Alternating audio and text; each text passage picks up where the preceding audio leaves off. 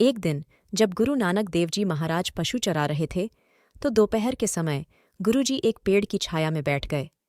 भैंसें छाया में बैठ गई। तब गुरुजी जमीन पर एक कपड़ा बिछाकर लेट गए। सूर्यदेव पश्चिम की ओर हुए तो गुरुजी के मुख पर धूप आ गई। पसीने की बूंदें मुख पर मोतियों की तरह झलकने लगी।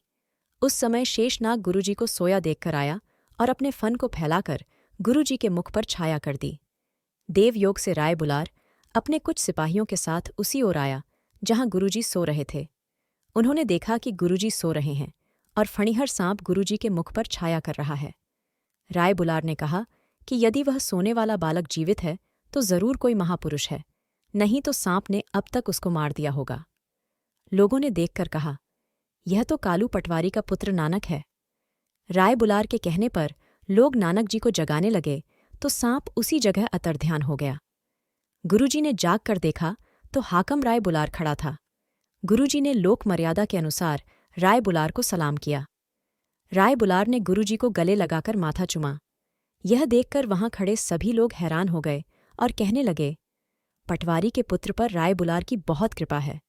फिर राय बुलार घर आया और कालूजी को बुलाकर कहने लगे, पटवारी साहिब, श्री नानक जी को आज से अपना पुत्र ही मत मानो और इसे झिड़की ढुड़की कभी मत देना।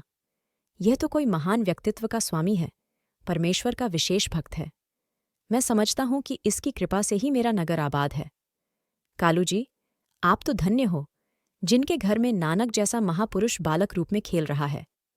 कालूजी ने कहा, जनाब, अब तक तो वह कोई महापुरुषों जैसी बात नहीं करता। जो वस्तु घर से ले जाता है वह बाहर ही गुम हो जाती है। पता नहीं कब ऐसा दिन आएगा जब इसे कुछ अक्ल उत्पन्न होगी। इतना कहकर कालूजी घर आ गए।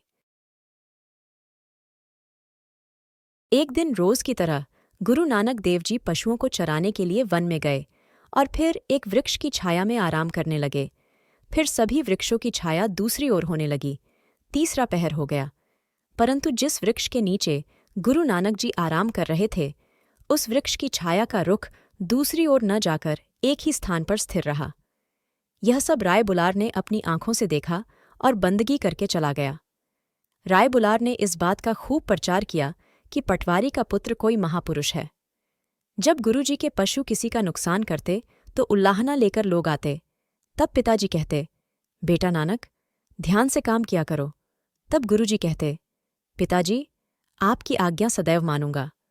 अगर वीडियो पसंद आई तो कृपया इसे लाइक, शेयर और सब्सक्राइब करें।